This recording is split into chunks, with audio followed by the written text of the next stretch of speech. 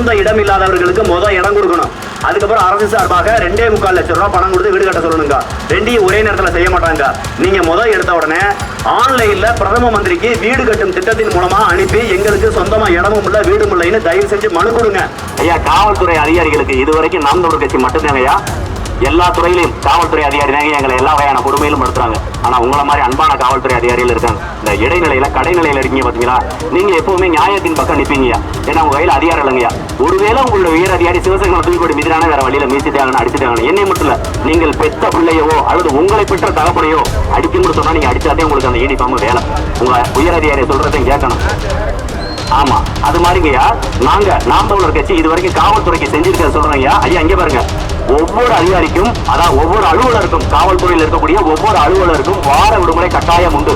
ஒருத்தருக்கு ஞாயிற்றுக்கிழமைனா ஒருத்தருக்கு திங்கக்கிழமை, அதாவது சுழற்சி முறையில இந்த வாரம் நீங்க ஞாயிற்றுக்கிழமை விடுமுறைனா அடுத்த வாரம் திங்கக்கிழமை, அதுக்கடுத்த வாரம் செவ்வாய்க்கிழமை, அதுக்கடுத்த வாரம் புதன்கிழமை, இது மாதிரி வார விடுமுறை அனைவருக்கும் உண்டுங்கய்யா. ஒண்ணு அண்ணன் உட்கார்ந்து இந்த மாதிரி மைக்கில் ஊரா போய் நாய் மாதிரி தொண்டை தண்ணி வத்த கத்துறக்கான காரணம் உங்களுக்காகத்தான். உங்களுடைய அப்பா அம்மாவோ என்னுடைய அப்பா அம்மாவோ உங்களுடைய தாத்தா பாட்டி என்னுடைய தாத்தா பாட்டியே காலம் முடிஞ்சிருச்சு. அவங்க எல்லாம் கஷ்டப்பட்டாங்க, வாழ்ந்துட்டாங்க, முடிஞ்சிருச்சு. ஆனால் நீங்க நானும் நல்லா வாழணும். ஓம் பிள்ளையும் என் பிள்ளையும் நல்லா வாழணும். ஓம் பேரனும் என் பேரனும் நல்லா வாழணும். நாம நல்லா வாழணும்னா நாம் தமிழர் கட்சிக்கு ஓட்டு போறோம். நாம் தமிழர் கட்சிக்கு ஓட்டு போட்டாக்க நல்ல தலைவர்கள் வருவாங்க. நல்ல தலைவர்கள் வந்தாக்க நாட்டுக்கு நல்லது செய்ய முடியும். உடனே வாங்கி தந்துருவோம், ஓட்டு போடுங்கன்னு சொல்லுவாங்க. நாங்க பொய்யெல்லாம் சொல்ல மாட்டோம். மத்திய அரசாங்கம், இன்னொரு மாநில அரசாங்கம், இது ரெண்டுக்குமே முடிவு செய்யற அதிகாரம் யாருக்கிட்ட இருக்குனாக்க இங்க இருக்கக்கூடிய உள்ளாட்சி அமைப்புகள். இது ஊராட்சி மன்றமா, இது ஊராட்சி தானே, ஊராட்சி மன்ற அலுவலகம். இந்த திருவிருத்தான்புள்ளி இந்த ஊராட்சி மன்ற தலைவர் புள்ளி விவரங்களை எடுப்பாங்க ஒவ்வொரு வருஷமும். சொந்த வீடு இருக்கா இல்லையா, சொந்த வீடு இல்லாதவர்கள், சொந்த இடம் இல்லாதவர்கள், இப்படி 2 வகையில் எடுப்பாங்க. சொந்த இடம் இல்லாதவர்களுக்கு இடம் கொடுக்கணும். அதுக்கப்புறம் அரசு சார்பாக 2.25 லட்சம் ரூபாய் பணம் கொடுத்து வீடு கட்ட சொல்லணுங்க. ரெண்டையும் ஒரே நேரத்தில் செய்ய மாட்டாங்க. நீங்க எடுத்த உடனே ஆன்லைன்ல பிரதம மந்திரிக்கு வீடு கட்டும் திட்டத்தின் மூலமா அனுப்பி எங்களுக்கு சொந்தமா இடமும் இல்ல வீடும் இல்லைன்னு தயவு செஞ்சு மனு கொடுங்க. அது பிரதமருக்கு மனு கொடுக்கலாம், பிரதமருடைய உள்துறைக்கு மனு கொடுக்கலாம், இந்த பக்கத்தில் தமிழ்நாடு அரசிற்கு மனு கொடுக்கலாம், மாவட்ட ஆட்சியருக்கு மனு கொடுக்கலாம். இந்த மனுவெல்லாம் கொடுத்து ரசீதுகளை வச்சுக்கோங்க. இந்த ரசீதுகளை வச்சுக்கிட்டு அப்புறம் ஆன்லைன்ல செய்யுங்க. உள்ளாட்சி அமைப்புகள்ல போய் நீங்க வீடு இல்லைன்னு சொன்னீங்கன்னா, இடம் இல்லைன்னு சொன்னீங்கன்னாக்க லஞ்சம் கேட்பாங்க. நீங்க என்ன செய்யணும், மேல இருந்து த்ரூ ப்ராப்பர் சேனல் சொல்லுவோம், படிநிலை வாயிலாக மெயில் அனுப்பணும், எல்லாமே பண்ணணும். இதுக்கு நாங்க உதவி செய்யறோம்க்கா. நான் இப்ப வாய்மொழியா சொன்னேன், அக்கா எங்களால மனு கொடுக்க முடியும், மெயில் அனுப்ப முடியும், இந்த மாதிரி தான் எங்க கையில செய்ய முடியுமே தவிர எங்க கையில அதிகாரம் இல்லக்கா. போற போக்குல நான் எனக்கு ஓட்டு போடுங்க, நான் ஜெயிச்சுட்டா வீடு தெரியும் என்னால சொல்லிட்டு போக முடியும்க்கா.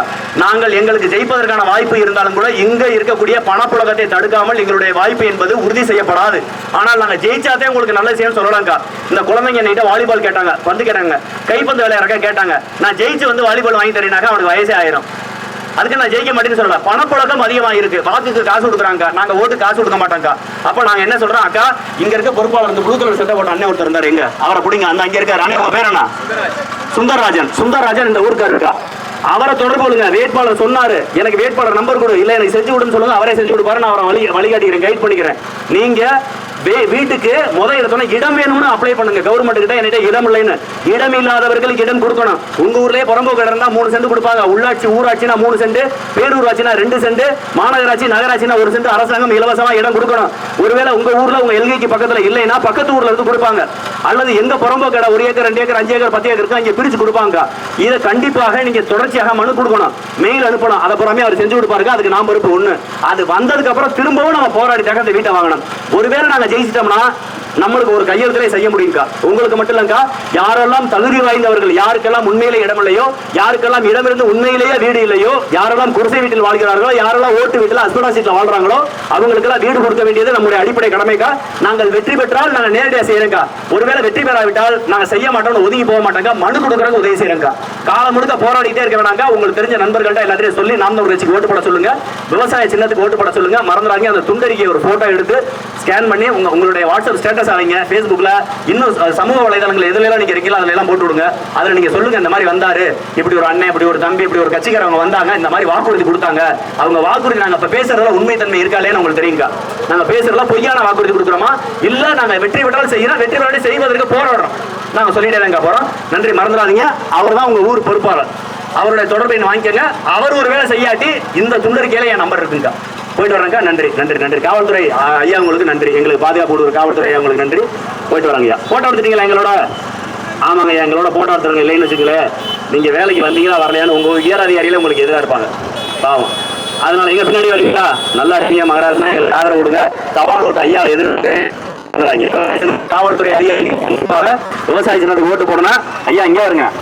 மற்ற கட்சிகள் எல்லாமே காவல்துறையை ஒரு அடிமை தொழில் மாதிரி வச்சிருக்காங்க. உங்களுக்கு தெரியும். உங்க புள்ள அண்ணன் நிப்பாடுனே ஒரு காவல்துறையிட பேசிக்கிறீங்க. ஏதாவது பயம் இருக்கு உனக்கு? ஏதாவது உனக்கு கேஸ் போட்டு விட போறாங்க. ஏரியாய் போலீஸ் கிட்ட பேசிக்கிறீங்க. எவ்வளவு தைரியமா வண்டி எடுத்து போக நீங்க? அமர்த்தி போடுங்க. மைக் செட்டு அமர்த்திடாத மகராசனா இருப்ப. ஐயா காவல்துறை அதிகாரிகளுக்கு இதுவரைக்கும் நாம் தமிழர் கட்சி மட்டும்தாங்க ஐயா எல்லா துறையிலையும் காவல்துறை அதிகாரி தாங்க எங்களை எல்லா வகையான கொடுமையிலும் படுத்துறாங்க. ஆனா உங்களை மாதிரி அன்பான காவல்துறை அதிகாரிகள் இருக்காங்க. இந்த இடைநிலையில கடைநிலையில இருக்கீங்க பாத்தீங்களா, நீங்க எப்பவுமே நியாயத்தின் பக்கம் நிப்பீங்கயா. ஏன்னா உங்க கையில அதிகாரம் இல்லைங்கய்யா.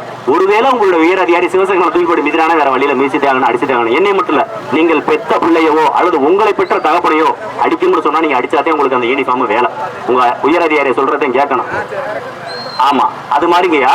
நாங்க நாம் தமிழர் கட்சி இது வரைக்கும் காவல்துறைக்கு செஞ்சிருக்க சொல்றோங்க ஐயா. இங்க பாருங்க, ஒவ்வொரு அதிகாரிக்கும் அதான் ஒவ்வொரு அலுவலருக்கும் காவல்துறையில் இருக்கக்கூடிய ஒவ்வொரு அலுவலருக்கும் வார விடுமுறை கட்டாயம் உண்டு. ஒருத்தருக்கு ஞாயிற்றுக்கிழமைனா ஒருத்தருக்கு திங்கக்கிழமை. அதாவது சுழற்சி முறையில் இந்த வாரம் நீங்க ஞாயிற்றுக்கிழமை விடுமுறைனா அடுத்த வாரம் திங்கக்கிழமை, அதுக்கடுத்த வாரம் செவ்வாய்க்கிழமை, அதுக்கடுத்த வாரம் புதன்கிழமை. இது மாதிரி வார விடுமுறை அனைவருக்கும் உண்டுங்கய்யா. ஒண்ணு. ரெண்டாவது பேறுகால விடுமுறை பெண் காவலர் இருக்காங்கய்யா. அவங்களுக்கு உங்களுக்கு ஆண் காவலர்களுக்கு 8 மணி நேரம் டியூட்டி.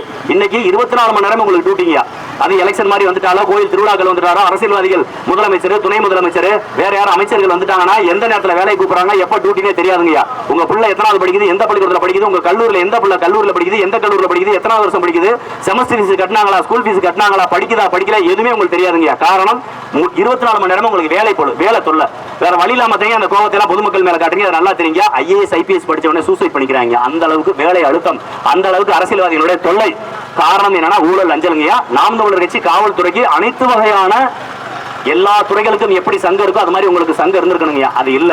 ஆனால் உங்க சங்கம் இருந்து என்னவெல்லாம் உங்களுடைய உரிமைகளை கேட்பீங்களோ அந்த அளவிற்கு நாம் தமிழர் கட்சி உங்களுக்கான தேவைகளை பூர்த்தி செய்வதற்கான அறிக்கையா நாங்க வெளியிட்டிருக்காங்க. ஆண் காவலர்களுக்கு 8 மணி நேரம் டியூட்டி, 8 மணி நேரம் முடிஞ்சு போயிட்டு இருக்கலாம். வாரத்தில் ஒரு நாள் விடுமுறை, ஒரு வருடத்திற்கு ஒரு முறை மாதாந்திர விடுமுறை, இதெல்லாம் இருக்குங்க. பெண் காவலர்களுக்கு பேர்கால விடுப்பு, மாசமா இருக்காங்க குழந்தை பிறகுனா ஒரு வருட பேர்கால விடுப்புங்க. இப்ப 6 மாசமா இருக்குங்க. ஆனால் பெண்களுக்கு நாம் தமிழர் கட்சியில ஒரு வருட பேர்கால விடுப்புங்க. பெண் காவலர்களுக்கு 6 மணி நேரம் டியூட்டி. ஒரு ஸ்டேஷன்லயே 3 இன்ஸ்பெக்டருங்க. 8 மணி நேரத்துக்கு ஒரு இன்ஸ்பெக்டர் மாறிடணும். உங்களுக்கு தெரியும் ஒரு ஸ்டேஷன்ல IO இன்வெஸ்டிகேஷன், நான் அட்வொகேட்டுங்க, எனக்கு நல்லா தெரியும். இன்வெஸ்டிகேஷன் ஆபீசர் ரேஞ்ச் யாருன்னா SIயும் இன்ஸ்பெக்டர் தான். SI இன்னைக்கு பாத்தீங்கன்னா கொஞ்சம் நிறைய இருக்காங்க. தேவையான அளவு இல்லாட்டி கூட ஏதோ கொஞ்சம் நாச்சு இருக்காங்க. ஆனா இன்ஸ்பெக்டர் ஒரே நபர் தான் இருக்காங்க.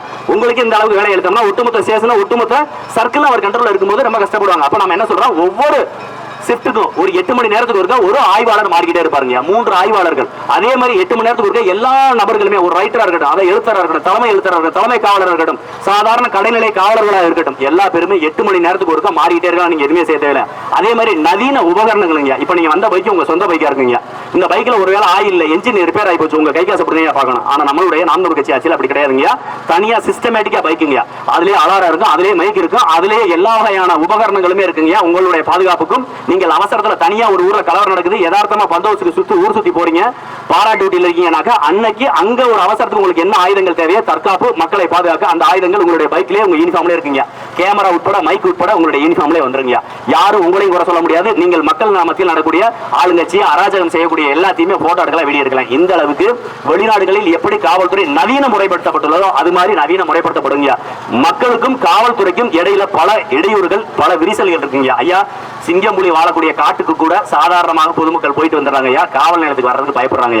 நல்லவம்பா பார்த்தா கூட எளிமையா கடந்து போயிடுறாங்க. போலீஸா பார்த்தா பயந்து ஓடுறாங்க. இதுதான் இன்னைக்கு நிலைமை உங்களுக்கு தெரியுங்க. ஆனா உங்களுக்கு மனைவி குழந்தைகள் இருக்காங்க, உங்களுக்கு சொந்த பந்தங்கள் இருக்காங்க, உங்களுக்கும் குடும்பம் இருக்கு, உங்களுக்குள்ளேயே காக்கி சட்டைக்குள்ள ஈரமான நெஞ்சு இருக்குங்க. அது எங்களுக்கு தெரியுங்க.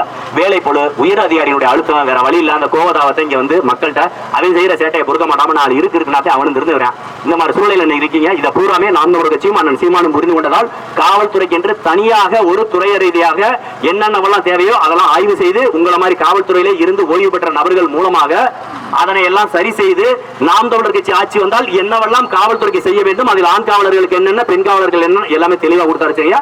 உங்களுக்கு ஓய்வு நேரம் கிடைத்தால் நாம் தமிழருடைய வெப்சைட்ல நாம் தமிழர் கட்சியினுடைய தேர்தல் செயற்பாட்டு வரைவு இருக்கீங்க, தேர்தல் அறிக்கை வெத்தறிக்கையா போறீங்க, செயற்பாட்டு வரைவு நாங்க ஜெயிச்சா என்ன செயல்படுத்துவோம்னு சொல்லிட்டு அறிக்கையா கொடுத்துருக்கோம். அதை ஒரு தடவை PDF இருக்கு, ஓய்வு நேரத்தில் வாங்கி படிச்சு பாருங்க.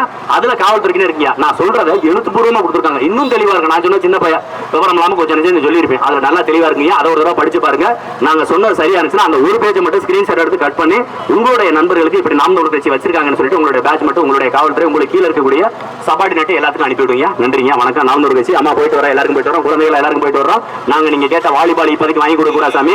நீங்க இப்போதைக்கு நாங்க வாலிபால் வாங்கி கொடுத்தோம். யாரு நான் MLA ஆகி ஜெயிச்சு வந்தாத்தே வாலிபால் வாங்கி கொடுத்துக்கேன்னு சொல்றதுக்கு நான் ஒன்னும் இசைக்கு சுப்பையா மாதிரி ஏமாத்துக்காரன் இல்ல.